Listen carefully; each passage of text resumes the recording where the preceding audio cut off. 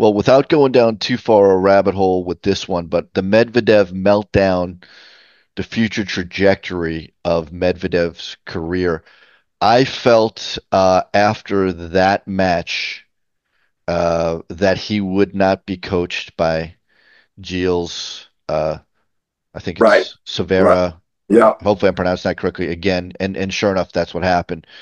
But I'm, less concerned with the theatrics because that's a whole other story about what he did, and you can take that anywhere you want. But what about the future of a very talented, major winner, Medvedev, where he goes from here, Steve? Yeah, I mean, it goes way beyond this incident, which was really a shame because he kept Bonzi waiting for 5 minutes, his opponent, and very unnecessarily. It took, it really sort of leveled the umpire very unfairly, went out to the umpire for letting his opponent have a first serve when a photographer had walked out onto the court to delay things. Now, granted, it was a very brief delay, and the umpire got the photographer off the court quickly, but Medvedev had showed total disregard for his opponent, which he usually doesn't do. He can implode, he can behave badly, he can be volatile, but I've never seen him take advantage of an opponent like that. And the poor guy ended up, he was at match point when it happened, and ended up losing. It could have cost him the match, but fortunately, Medvedev ended up losing the match anyway. So, but where he's going, look, he won one match in 4 Grand Slam events this year. He had one final on the grass. I think one semi in Indian Wells. His results were really disappointing. So it goes way beyond this. And you were correct about the coaching thing. I frankly think that's a mistake. I don't think it has anything to do with his coach has done it. His coach was there. It reminds me of a lot of these situations where players they don't necessarily mean to do it, but they blame coaches for their defeats instead of taking their own responsibility. That was Medvedev. The way he's been playing has been his fault. It's not that he was given bad advice by a coach who's been very loyal to him. So I thought that was unfortunate. But I don't know. I worry. He's looking like he'd probably end the year. The way things are going, he could end the year outside the top 20 and somewhere in the territory of Tsitsipas. And I mean, just look back in the not too distant past. He won this tournament it was just 4 years ago that he denies Djokovic the Grand Slam by beating Novak in the Open final. 2 years after having reached the final and losing to Rafa in 5, goes to the 22 Australian and he loses to Rafa in 5 after being up 2 sets and loses a heartbreaker in 5 there. Loses to Novak in the 23 Open final and then loses to Sinner in another 5-setter where he'd been up 2 sets in the 24 Australian final. So that's all between 19 and the beginning of 24. And then he had some decent results in 24 to back up that final in Australia. But it's just, he's just having a terrible time. Hasn't been able to win a tournament for a very long time. Bad showings in all the majors, different types of players. It shouldn't be this sharp a decline. I know he's reached the end of his 20s, Adam, but it shouldn't be as sharp as it's been, especially the way he plays and the solidity of his game, how many balls he can get back. I do think the biggest thing that's stopping him these days is the serve. He had a better and bigger serve a couple years back, and there have been rumors at various stages that his shoulder's been really bothering him, but he doesn't want surgery. So that could be one of the factors. But it's kind of sad to see him and Tsitsipas struggling so much. Right. And in the case of Medvedev, it was even more regrettable that he'd have an incident like this and then wouldn't even own up to it in the press conference. He was still sort of doubling down on it. And he knew that the umpire had every right to give his opponent a first serve after the delay of the photographer walking on the court inadvertently, not understanding. And the poor photographer obviously thought the match was over and probably hasn't been around tennis that long and just didn't know what he was doing. No photographer would deliberately do that. So I think that to me was one of the most disturbing moments of the tournament. Let's put it that way. Because Yeah. I've liked Medvedev despite his kind of sometimes crazy behavior, despite the fact that he can go off on officials and on himself, and that his behavior can be a bit irregular. There's a likable side to him. Because you hear him in the press conferences and he can be charming. This one he wasn't. I think Right. maybe because he's reached a point of where he's very just really downcast after a bad year. Now he'll have chances in the fall to try to make a dent somewhere. He's always played well indoors, but I don't think it's going to be easy. I think Right. maybe we'll see a few quarterfinals or some decent results, but I don't expect him to suddenly erupt and play like the old Medvedev, the 19-24 Medvedev.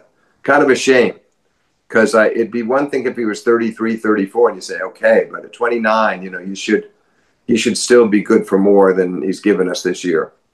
Right. And I certainly wasn't attacking his coach. What I was saying was, and I think I've heard Brad Gilbert allude to this, that you reach a point where the player is not responding to you. Yeah, It's not yeah, that's listening right. to you. I hear So you. that's why I thought it's time for a change because whatever he's saying, you got to flip the script. That's like with Rick Macy. You got to flip the script. You got to back up the truck. Something's got to change. So I think he needs a different voice, a different look, someone else talking to him. Yeah, I get the argument, and it's a very good one. I just feel that his this guy knows him better than anybody. He's seen him through thick and thin. He's dealt with him in the good and the bad times, and he might be missed. We'll see. Let's see how things go with the new coach. I guess it's going to be Thomas Johansson now, and let's see how that works out. And I hope for Medvedev's sake that it does bring sort of that the new voice can get him going again, at least to a degree. But I also think it's rough on a coach who's put in so much effort and so much loyalty and so Sure. much time. But I understand what you're saying, and you'll hear players say that all the time. I needed to hear a new voice. Pete Sampras needed to hear a new voice for a while. After all those years, Paul Annacone had taken over from Tim Gullickson in early '95, and by the end of '01, they'd had a lot of great years together. Pete felt like he needed to hear something, so he had a brief stint with Tom Gullickson and with Higueras. But then, sure enough, after Pete lost at Wimbledon in the second round to the lucky loser, George Bastel, he brought Paul Annacone back, and they won the Open together in '02. So that can happen. It's true. And Sure. Agassi, after a lot of great years with Gilbert and a friendship that endures to this day, decided he needed another voice, and he ended up going to Darren Cahill, which worked out very well. So I hear your argument. Let's just put it this way. I hope I'm the one who's wrong. And I hope, because I would like to see Medvedev, a revival from Medvedev, and I'd like to see him calmer again and enjoying his tennis more and delighting the galleries instead of upsetting them. So as I said, we're going to move on to a lot of different topics. Cliff Drysdale, it was a very nice tribute to him. He has called his last, maybe his last match. Still has it. Still a great broadcaster. I love Fred Stolle, so the combination of fiery Fred and Drysdale will stay with me Yeah, it forever. was. It So was. your take on Cliff, whether you want to talk about him as a broadcaster, a player, a force of nature in the tennis world, anything you want to say about Cliff Drysdale? Well, yeah, listen, he's one of the most generous, decent, honorable people in the sport, exceedingly well liked across the board by writers, broadcasters, players. He's going out on top if he doesn't stick with this retirement. There was a wonderful tribute on ESPN to Cliff with Mary Jo and Chrissy and Brad Gilbert and everybody else giving toast to him. Everybody was something a little bit different to say, but the same essential message of how Cliff was always so encouraging and always trying to leave the booth wide open for them, never getting in their way, only trying to help them with their careers. James Blake talked about Drysdale taking him out to lunch to encourage him to get into the broadcasting. So all of those tributes were so well deserved, and it made me think of a period in my career when I worked quite closely with Cliff when I was at World Tennis Magazine, and he was one of our instruction editors. So I would be on the phone with him quite frequently, working on the instruction pieces, and I'd see him at meetings, and I'd see him at the majors, and then I also had the great honor of doing some telecasts with him in the early '80s when ESPN was in their younger years. And they would do some of these tournaments out of the studio. I did a couple out of the studio with Cliff in '83, where we drive up there and, up to Bristol, Connecticut, and get up at ungodly hours to call tournaments played in Europe. But my memory of it is that he asked them to hire me. It was at his request. Wow. Well, what greater compliment could you have? And I know, so I experienced firsthand how generous he is in the booth. I ended up working with him a bunch of times, the last one being in the mid 90s, another studio assignment that we did together. But that says it all. And then when I knew firsthand what these people are talking about, because I saw it, I experienced it, how much room he gave me in the booth, how nice he would be. And if he liked something, he literally sitting beside you, putting his thumbs up.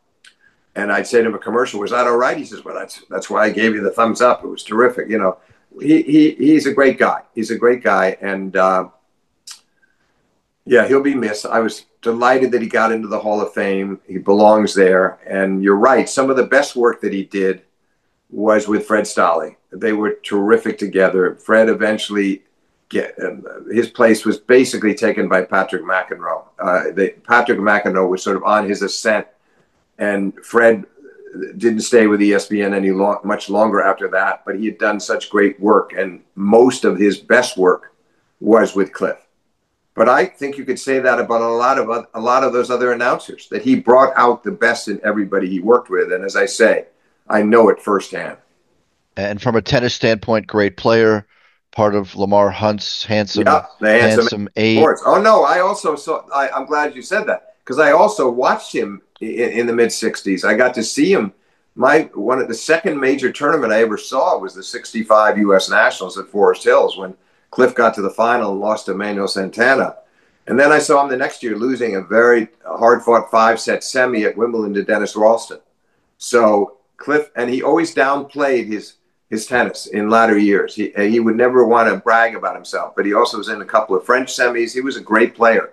He could play on clay and grass, and he had the two-handed backhand long before it was popular. He wasn't the only one. There were a few people like Mike Belkin of Canada at that time that had two-handers, but he had an immense impact on the game and then also I have a great memory. I saw him take apart Rod Laver in 5 sets. Wow. At the U.S. Open in '68. It actually, and he joked with me about it later, how he always told Arthur Ashe that, by beating Laver, he's the one that won the U.S. Open for Arthur, because Arthur would have had such a tough time with Laver, and Arthur would have been the first to admit it, because Arthur didn't beat Rod Laver till 1974. And he had already lost to Rod in the '68 Wimbledon semis, and he ended up losing to Rod in the next year in the '69 U.S. Open semis and Wimbledon semis. So he had a lot of trouble with Rod in those years. But Cliff removing Rod meant that Arthur played Cliff in the quarters and beat Cliff and went on to take the title over Tom Ocker. But my point is, I saw a lot of these great Drysdale performances in the '60s into the early '70s when he was in his prime. And he was great fun to watch. And the 2-8 stand back well behind that baseline and just pound those two-handed returns. And again, nobody was used to the deception like that in those days. It was almost 99.9% one-handed backhand. So he was an anomaly, and it was a joy to watch him. Yeah, Brad Gilbert reminisced about being a ball boy for him and seeing him with the two-hander and the glove. Right. He kept talking about the glove, and I do have photos Yeah. of Cliff with the glove. There aren't a lot of players that I can even think of that wore a glove. Yeah, I think I believe he did it preventing blisters or whatever. Sure. That was another distinctive part of his court presence. Yeah. But more so the two-hander. The glove was fun and something the likes of Gilbert could kid him about, but the two-hander was deadly serious. And then he was involved in the beginning of the ATP, correct? He's the first president. I was lucky enough to attend that press conference. I was working with Bud Collins behind the scenes, and I was still just 20. Wow. And they called this press conference, and it was very near the old marquee where the press room was, and you just went across the way down a few steps, and there they all were, Arthur Ashe and Cliff and Jack Kramer, the first executive director, but Cliff served as the president. And then, of course, he was right there the next year when the players boycotted Wimbledon, when most of the leading players didn't play on behalf of Niki Pilic, the former Yugoslavia, who would the ITF was claiming that Niki had made a commitment for Davis Cup. Niki said he didn't make it. So long story short, the players stood up on behalf of Pilic and on behalf of players having a right to play when and where they wanted. And So you had Stan Smith and Arthur Ashe and John Newcomb and Rosewall and Laver. All those guys skipped Wimbledon in '73, and Cliff caught a lot of the flack along with Jack Kramer because the British press Sure. did not like it. It was unpopular with the British press because they saw Wimbledon as their event. I mean, to them, Wimbledon was sort of off limits. You couldn't do this to Wimbledon, but the players hated doing it to Wimbledon, but thought they had no choice. And Well, we're hoping for a compromise from the other side, which they just didn't get. So he was, yes, I mean, first ATP president, and then of course it was only 6 years later. He started doing commentary about 5 years later, toward the end of his career, and then he started with ESPN in '79, and here he is wrapping up today. So what a career! And I think the commentary probably was the primary reason why he got in the Hall of Fame, but so was the ATP presidency, and so was the distinguished playing career. Just a great, great guy all around. Great man. I'm grateful to you for bringing all this up because when people think of Cliff Drysdale, he's just an affable, wonderful announcer, a great knowledge of the game. But there's a lot to Cliff as a player and as an administrator. There's a lot of substance there beyond just him being a very nice guy and a great announcer. So, Oh, it's so much more. And I would only add to that nobody understood the inner workings, the political nature of the game, what was going on off the court with the various political constituencies like the ITF and the ATP and all of them. So I remember whenever I would be doing a story related to politics and would call him, you couldn't help but learn. You couldn't help but be impressed by his take on things. And one of the things that he said to me, going back about 15 years ago, by the way, was that he believed that the players were not getting a big enough piece of the pie at these majors. And he didn't like that. And he thought they needed to stand up for that. And interestingly enough, that's one of the reasons why Novak Djokovic tried to was pushing so hard and has continued to for his new players association, because he feels the players they've been shortchanged some. But Cliff was very early on that. And when he told me that, it really made me think, because I'm thinking to myself, there's nobody more fair-minded than him. So if he believes that, if he's looked at these numbers and is saying unfair distribution, there's a lot of credence to it. well, a person near and dear to your heart was celebrated at the U.S. Open, and this is one of my favorite Chris Evert signed covers, the famous Newsweek Yeah, yeah. issue, dated June 26, 1972. Tennis, the women take over. Well, Um, I 50 years. yeah, Let's talk about that. 50 years. yeah. And I just want to Yeah. add on a personal note that was my 20th birthday, June 26, 1972. So Wow. That's yeah, what a coincidence yeah, since you're so close with her. Um, you know, 50 years since she won the U.S. Open in 1975 at West. Was that it? yes, it was. Was it at It West was Side? West right. Side? Okay. Yeah, Um, there's a tribute to her, and she became rather emotional.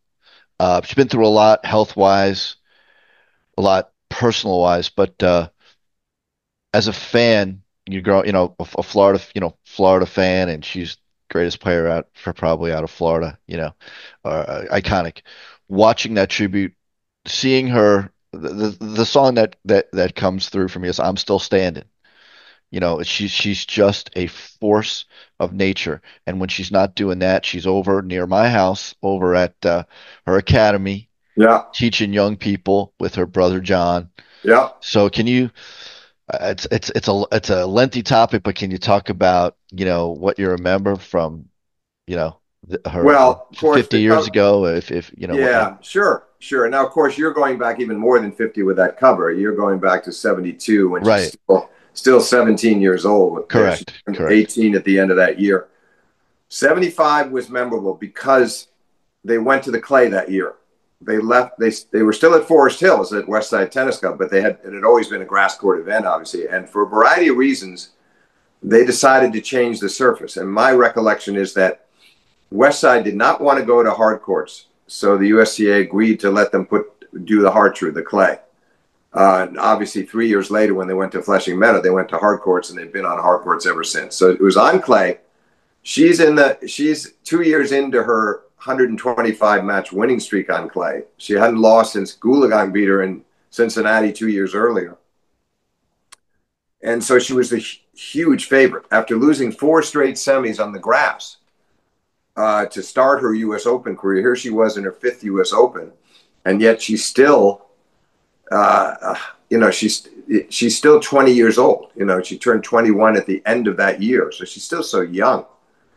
And but there was a lot of weight on her shoulders. People were giving her the trophy before the tournament. How can Chrissy lose on clay? Oh my God.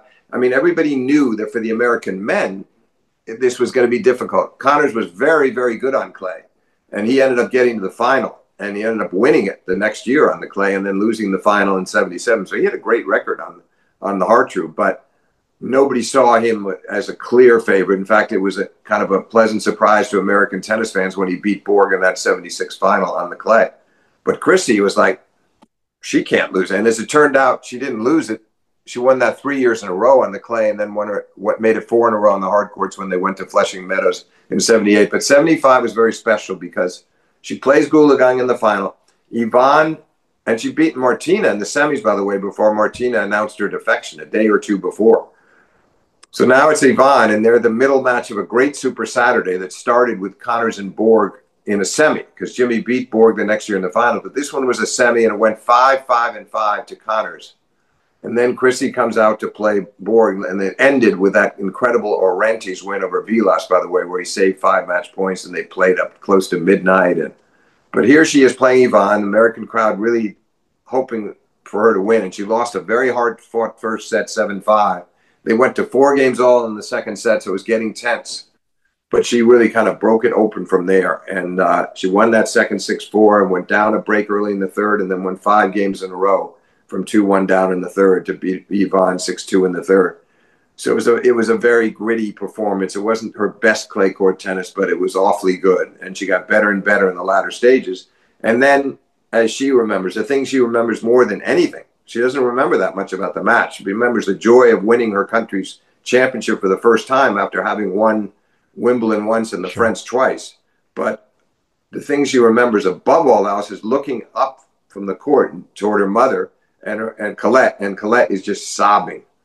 I mean, she's just losing it. And we talked about it. I've talked to her about that more than once. But when I spoke to her about it just about a month ago, she said, it really she was kind of taken aback. It really choked her up to see how much it meant to her mother. It's the first time I've ever heard her explain it as well as she did. And it was like, it just really got to her gut because she realized her mother was so proud of her for winning it. And that made her more emotional than anything else, to see her mom like that, because her father was more like her. Her father was contained his emotions so well and always urged her, Jimmy Evert, to keep her emotions in check so that her opponents would not know what she was thinking during matches, that it was actually going to be a benefit to her to hold those emotions in.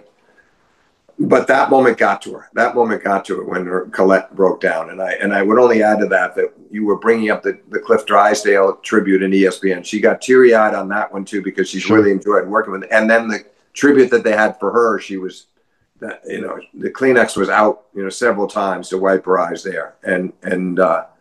But I must say, that 75 U.S. Open was a really poignant moment in her career and an important one. It just to finally on the 5th attempt, say finally, but for her, that's a lot of attempts. For her to finally win the U.S. Open and to beat Gulagang, who was a really formidable rival, who at that time was a tougher clay court rival than Martina was.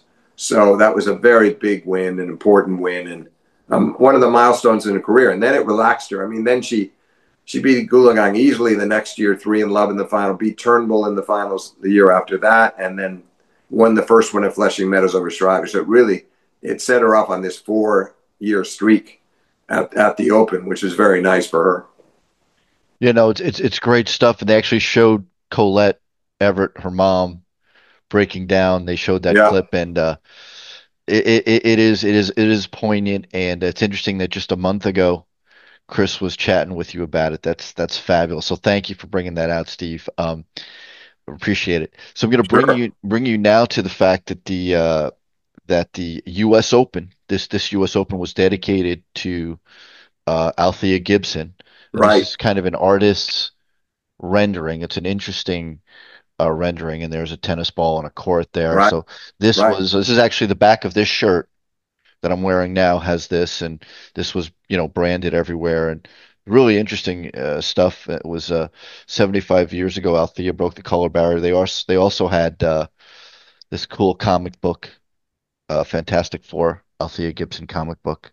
But right, right. I just wrote an autograph corner. That's my column in Florida Tennis on Althea Gibson. I've always been a huge Althea Gibson fan. I got close with Angela Buxton in the latter years of her life, and she told me a lot about her relationship with Althea.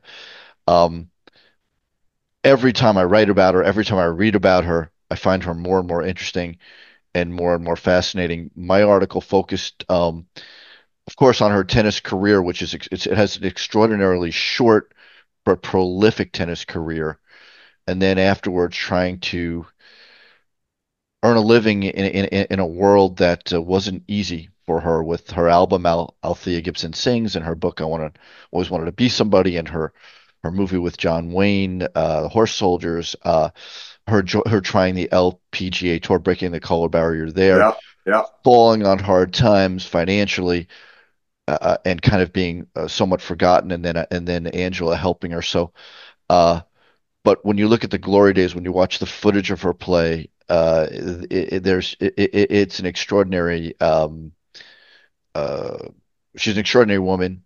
It's hard to believe when you read about her hardscrabble upbringing, in Harlem, not the best background, not the best upbringing, to somehow falling together with Dr. Robert Johnson and Dr. Eaton, and yeah. going to going to the HBCU, FAMU, and just incredible success. So I've said a lot, but Steve, your take as a tennis historian on the legacy of Althea Gibson, please. Yeah, I mean, look, Arthur Ashe was obviously always grateful to her. I mean, he had to deal with his own issues with race, and he had his own experiences, and some of them quite hard experiences.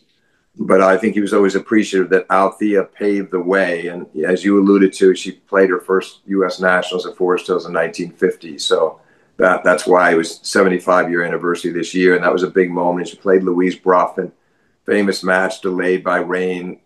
She finally lost it in 3 long sets, and that was a good start. I mean, she'd sort of proven something because Brough was an established star already, and she'd already won majors, and she was a great player, and that would have been a big upset if Alfie had pulled it off. And it took her quite a while, by the way, after that, because it wasn't until '56 that she won the French, and then in '57 and '58 she wins the Wimbledon U.S. back-to-back both years, and by the end of the second year had started that singing career that she hoped might blossom, which never quite did. And she could have played longer, but there was really at that point, the opposition wasn't there. Billie Jean wasn't quite ready. She was too young. So Althea didn't have the incentive to stay in the game any longer. And then she went on the pro tour with Carol Figueros. And she was just so much better than Carol that was not going to last. You needed a more competitive rivalry on a pro tour, and you didn't have it there. So then, as you mentioned, she turns to the golf, and she was never really good enough. She never made much money with it, never found that much joy, and it was commendable that she tried. But what a legacy she left! And then Yeah. I got to know her a bit in the late '70s. Oh, great. Yeah, I mean, I remember I was sitting and talking with her because the ITF was starting their World Champions Award. As you know, the WTA started with the computer in '75, and their rankings were starting to get more recognition, as were the ATP. But the ITF decided to stake their own claim to who was the best player in the world by honoring with the players, the man and woman each year who they considered the world champion. But they needed to gather the information. They hired me to provide the stats. This was Wow. pre-computers, so I remember reviewing the information in '78 with Althea as she looked at the close race between Chrissy and Martina for number 1 that year. And that was fun. And then I met her. I was around her a couple more times, and she was very, very pleasant, nice woman, and she'd mellowed by then. But the stories were legendary about how badly she was treated. The establishment didn't Sure.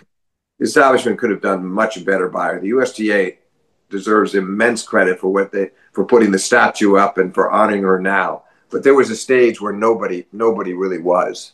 She was sort of Yeah, the forgotten woman of tennis, and she a little bit reclusive. I'm sure Angela Buxton told you about that, and it was absolutely. sad. And then even the end of her life was a bit sad. But what an impact she made, and what a player she was when she was in her prime, which could well have lasted longer, as I say, had it not been for the circumstances of that pro tour, and had it not been Sure.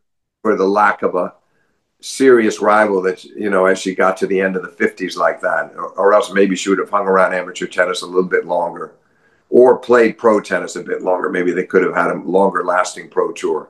But, Yeah. but she's one of the really crucial figures in the history of women's tennis. No doubt about that. Yeah, I'm glad you brought this up. Two of the things that I pointed to in the article were, she left tennis at the height of her powers because there was no money to be made. But she did go on. It's kind of an interesting when you mentioned Carol Figueroa. They played before, I think it was before, not at halftime, before the Harlem Globetrotters took the Yes, court. And right. I actually have, and I wish epic fail here, but I will include it when we edit. But a signed Althea Gibson, Carol Figueroa Harlem Globetrotters program. Abe Saperstein brings you the Harlem Globetrotters, and there it's signed by both of them. And I really didn't understand when I purchased it the first time. Like I'm like I thought in my naivete, oh, she must have been watching the Harlem Globetrotters, and then Well, then I realized years later, oh my yeah, God, no, she was playing. Yeah. right. Now, one other quick anecdote. I Sure. was at a women's tournament in Florida in '74, and Christie was supposed to play Carrie Melville Reed in the final. Carrie stubbed her toe in the middle of the night. She got up to go to the bathroom and stubbed her toe, and she was not fit to play the next day. So they had to suddenly scurry around and figure something out. And it just turned out that some of the people like Sarah Palfrey Danzig, some of the great women players of yesteryear were there. Wow. And Althea was there. So they asked Althea to play Chrissy. And Althea told Sarah, who was a friend of mine, I think I can beat her. She still had so much pride. And they go out there, and my recollection was that it was a 6-love set for Chrissy, but she hit every ball down the middle. It might have been 6-1, but she hit every ball down the middle. And she didn't want to embarrass Althea, so she could at least keep the points going. But there was no way at that stage of her life, that far after those prime years. It's like 16 years after she won that last Forest Hills. But I love the story because it showed you Sure. how much she believed in herself and what a champion she was, to basically say, I'm not going out there to just make an impression. I'm going to go out there to win. Yeah, I'm going to urge everybody. There's a great documentary about Althea. There's a great book about Althea and Angela Buxton called The Outsiders because Angela's Jewish, so they were together. Um, and one of the things that's amazing is, I was at the West Side Tennis Club when I was in town, recently for the U.S. Open, and you can go onto that stadium court and you see the eagles that are nestled. That they're these statues. That rainstorm that stopped that match was so violent that it actually a lightning a leg it was a Yeah, legend as lightning hit one of right. those eagles and broke it open. And if Yeah. that match hadn't been stopped, Yeah, it's we'll thought never. that Althea might have won that match, but Oh no, but she would that's have. one of those Yeah, great things. yeah. The delays like that, Yeah, Adam, as you know, yeah, it never helps the player who's thinks they're about to win or right. close to winning it, because then they have to sleep. And especially for her at that youthful stage of her career and playing her first major like that, it was a lot. It was a lot to digest and to sleep on. And I'm sure, and I know she has said, obviously she didn't sleep very well and comes back out there the next day. And Bruff was the one with all the experience. So Yeah. look, it was an important stepping stone for her, and the fact that she made it so close was a triumph in itself. I urge any fan of Althea to go visit the West Side Tennis Club. There's a great banner to her there, and also you can actually walk out on that stadium court and kind of get goosebumps. Um, it's also an interesting place because bands like the Beatles played there, and if you're lucky enough to meet the tennis historian there, B. Hunt, she'll take you to the court where they figured out that Beatles helicopter landed. So there's a lot more there than just tennis history. But you know, I digress a bit. But I did want to get back to that statue. Katrina Adams was on the show, and it was because of her efforts and Billie Jean King, keeping in mind that Katrina Adams was the president of the USTA twice. So it's in kind of Yeah. an unusual situation. Most people only have one term.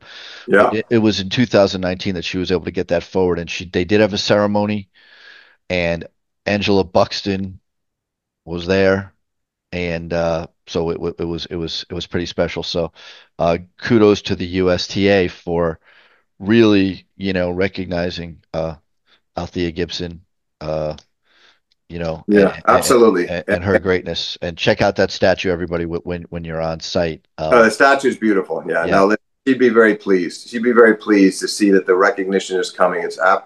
She's not around to enjoy it, but those that admired her and many people that saw her play and knew her are delighted with what's unfolded in these recent years. and has a quote from Althea that says something like, "My mission was to be a credit to America and to tennis," and I just wrote "mission accomplished" because she did both. But now on to other interesting things, somewhat U.S. Open related, but August saw Maria Sharapova and Bob and Mike Bryan inducted into the Tennis Hall of Fame. Steve Flink, Hall of Famer, was there, so I'll just show real quick. This is a signed can of tennis balls. That's Maria Sharapova's signature, Nice, and nice. a signed Bryan Brothers Florida Tennis magazine. And Um, when did you get all these signatures, Adam? Was it at the Many Open? No, no, no, no, no. These are years ago. Okay, The okay. signatures. And so the the reason I bring this up is because you're at these ceremonies. I mean, there's a lot of things that converged. I was at the Davis Cup in Delray Beach today. I said hi to David. I interviewed Bob Bryan. I also spoke to David McPherson, their coach, and told him what a great induction speech he gave. Uh, uh, Maria Sharapova was at the USTA meeting and gave a great Q&A with Stacey Allister. But I wasn't at the induction ceremony. You were. You see your impressions. I mean, let's start with Maria Sharapova. You have Serena come out in a surprise. I don't know what it's like to have been there, but you were right there, Steve. I saw you looking great on TV. Tell our viewers and listeners a little bit about that. Well, look, we knew it was going to be a great ceremony because it was for the Bryans and Sharapovas. You start off from that point. Nobody knew. I think Jim Courier told me he might have heard maybe 10 minutes before about Serena. I hadn't heard at all. So when Brett Haber announced Serena to come speak for Sharapova, we were all astonished because they were fierce rivals and they weren't enemies, but they were not friends. And that's the nature of tennis in so many cases. You want the same things. You're after the same prizes. It's understandable. And plus that rivalry, after Maria won a couple of matches over Serena in 2004, she couldn't beat her again. And so many agonizing defeats, well-played matches that didn't go her way. But so as she approached the microphone, I'm thinking this is going to be very interesting. But she gave one of the most gracious speeches. It was the most gracious speech I've ever heard her give because it was the generosity of spirit. It was so clear that her arm had not been twisted. And they both explained about how they had spoken. Maria had called her up not that long before. Maybe it was 2 months. I forget the time span. It doesn't matter. It wasn't a long time before, and asked her to give the speech, and how Serena had readily accepted that request. And then so she gets out there and then immediately says surprise, surprise, and everybody laughed. And then she immediately explained why she was there, and you could tell that she genuinely wanted to be there and genuinely wanted to salute Maria as a great rival. Sure. And she spent a lot of time talking about how when she'd see the draw, if Maria was in her section, that would have her antenna up, and Sure. and I think she meant it. And the fact is that one of the reasons she beat her so many times in a row was she respected her so much. She Sure. felt if she let her guard down, she might lose a few matches to her. So the speech was just around. It's filled with good humor, by the way. She Yes. had it written out, but there was a lot of spontaneity, particularly when Maria would josh with her from the first row and say something which I couldn't. I was sitting not that far away. I couldn't hear exactly what she said, but she was ribbing her, obviously. And then Serena would come back with a, well, is security? Is there any security here? I've got a heckler. She did that a Yeah. few times. Yes. Great laughs for that. Maria appreciated it. And it just was a wonderful speech. It was Serena at her very best. And you think about it, how often does that happen? Now, people talk about the fact that down the road, whenever Roger goes in, would Rafa come speak for him? I suppose it's possible, but it's very unusual. Those two obviously did respect each other a lot, so I wouldn't dismiss it altogether. But what happened here was extremely unusual, and it's particularly commendable to me that Serena accepted and did it, even though it was even almost equally impressive that Maria would ask her to do it. But it was a golden moment for both, and Maria followed with a very thoughtful speech and lots of remarks back to Serena and appreciation of Serena being there and what their rivalry meant. And then we also then had the Bryans. And what was great about that is you alluded to David McPherson. David McPherson, their coach, he spoke about both of them. I thought that was a great judgment on the part of the brothers to not do separate speeches and then not to do separate speeches themselves. They came up and spoke together. So the ceremony, as you know from watching a lot of them, sometimes you have more people inducted in a given year and then you have many more speeches. Sure. Well, here you just had the Serena speech for Sharapova, Sharapova's speech, David McPherson, and the Bryans, 4 speeches. That was it. And they all were thoughtful and they didn't have to rush. And everybody enjoyed them. I'd say it was one of the outstanding ceremonies I've ever seen. And I've seen a lot of them. I've been attending them since '95 when Chrissy went in. And I don't think I've seen a better one. And I was lucky enough to be a part of one in 2017. But this one was just extraordinary. And I think it's the fact, the stature of Sharapova and the Bryan brothers and the way that they all went about it. And the fact that Maria would turn to Serena and the fact that McPherson would speak about both brothers. And then when they spoke, by the way, that was also remarkable because there were some touching moments with talking about their parents. There was humor. They had to sometimes help each other recover from possibly breaking down in tears. And they did a phenomenal job. And they were always popular, but they only enhanced their reputations with the way they handled this ceremony. So that was definitely one of my favorite induction ceremonies of all. And obviously it was the day before the US Open started. It was on the Saturday. So a lot of us rushed back that night so that we could get out to the Open the next day. Yeah, I was struck by Serena's speech, Maria Sharapova's speech, having had some contact with the Bryan brothers over the years. I expected them to do a good job, but I was blown away. And I thought David McPherson, it's not the easiest thing in the world to get up there. The whole Navy, and I told him today, I said the whole Navy SEALs thing was emotional. And then watching Mike and Bob almost finishing each other's sentences Yeah, and exactly. the tone was so perfect. There was humor, pathos, it was perfect. And Yeah, then, sure.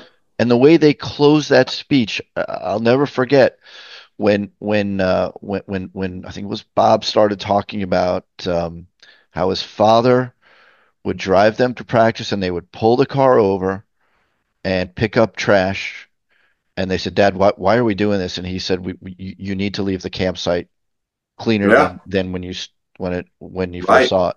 And right. they closed by saying something to the effect of, I hope we've left the tennis world Yeah. a cleaner, better place for having been a part of it. Oh, And yeah. No, and they're no. still a massive part of it, obviously. But No, look, it was pitch perfect. And you talk about them finishing each other's sentences, but it was just seamless. It's very hard to do that in a dual speech like yeah, that, to do it as I say, seamlessly and so tastefully.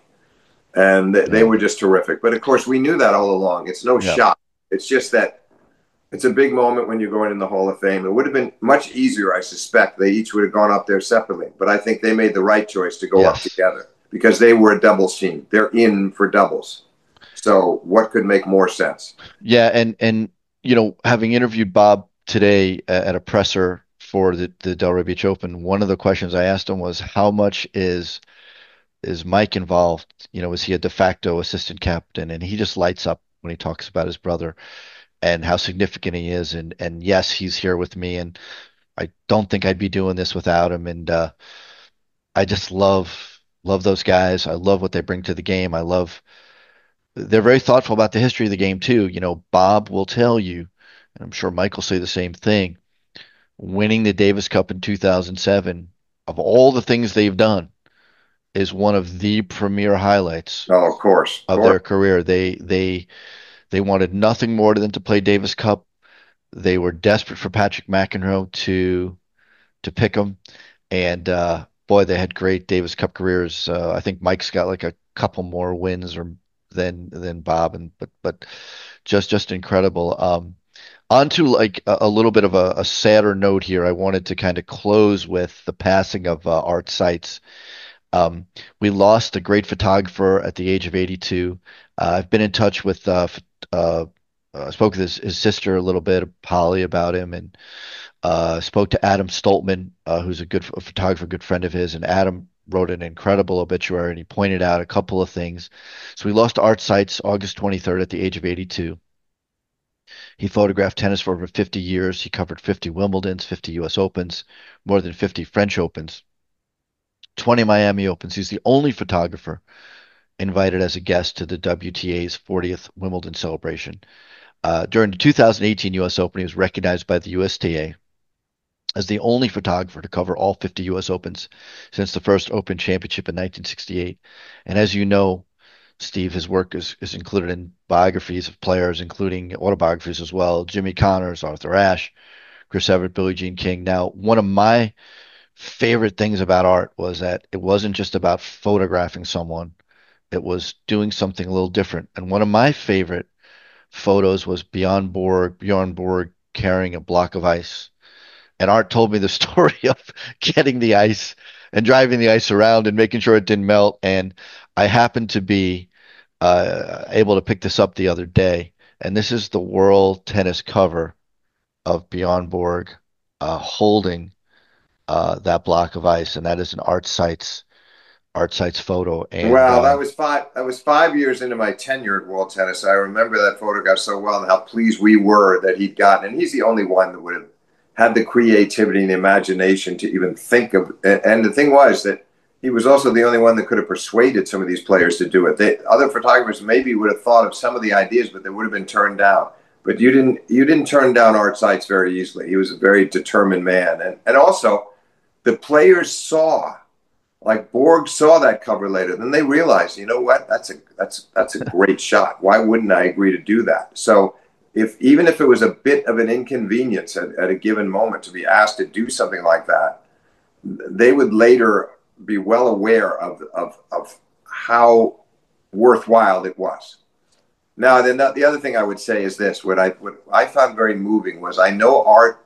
He had There were times in his earlier years, back in the 70s into the 80s, where he had some stress and strain with certain players, where they were not happy with him and he was not happy with them. And there was definite tension and stress. But over time, he won those same people over. Over time, he forgave them, they forgave him, and he just moved forward, and they moved forward because they appreciated his body of work. They knew he was easily the hardest working photographer out there. I shouldn't say that. It might be a bit unfair to some of the others. That nobody worked harder would be a better way to put it. Nobody worked harder. Maybe some equaled it, but nobody surpassed it. And Art he was very talented. And it's the shots like the one you just showed that really made him stand apart. His action shots, they obscure the fact that his action shots were excellent, but he came up with more off-court ideas with all of the top players that the public ended up enjoying immensely. So what I was happy about is I had one or two conversations with him toward the end. I wish I'd had more because there were a couple of times he was trying to thank me for pointing things out about photos he was sending out near the end where he needed the player's name or sure. year. And I would jump in and say, here, this is what it was. And he'd thank me. but I'm glad we had a couple of talks, and he was very emotional. And I think Art, what he did to build, to sort of rebuild, I want to say build or rebuild his reputation in the latter years was just astonishing. As I say, people that might not have liked him in his younger years or thought he was too aggressive completely understood him. And as he got older, they mellowed, he mellowed, but everybody understood what a magnificent body of work he produced. Right. And I think his first name was accurate. Art. He Yeah. was an artist, a photographic artist, and you're right. I think people did appreciate him later on when they And, looked and back and said, "What a great photo that was." and I think he knew it. And you're aware too that he was sending it out to a select group of people at the end, sending out his best photos, Yes. constant streams of photos, and he'd get nice reactions. And Chrissy went over to visit with him. Mary Carrillo went over to visit with him. All of that stuff meant the world to him. That people were not taking for granted, him or his life or his work. So I was really glad for Art that happened. Yeah, I did speak to Adam Stoltman. I'm hopeful that there will be some type of Art Seitz scholarship or Art Seitz award, at the very least, in his name for budding, tennis photographers, because he was very special. And when he would tell me these stories about, the Borg photo or putting the baguettes on, Bud Collins and Yeah. Chris Oh yeah. Evert's head, I mean, it was he was in some ways just larger than life because his little anecdotes were just like I. And then he'd send out a picture where he's standing with, whether it was Fred Stolle or Don Budge Yeah. Of or, course. Frank Sedge. It was like it was a who's who. And Yeah. also the celebrities, because he covered the Robert F. Kennedy. Right. So you'd see, like, there's Ted Kennedy. It was just staggering what he covered, what he had access to was unbelievable. And he'd take it upon himself every once in a while. I know he did it with me, and I'm sure he did it with many, where he was a particular shot of his, and you didn't even have to ask him for it. He'd anticipate that you might want it, and he'd send it to you.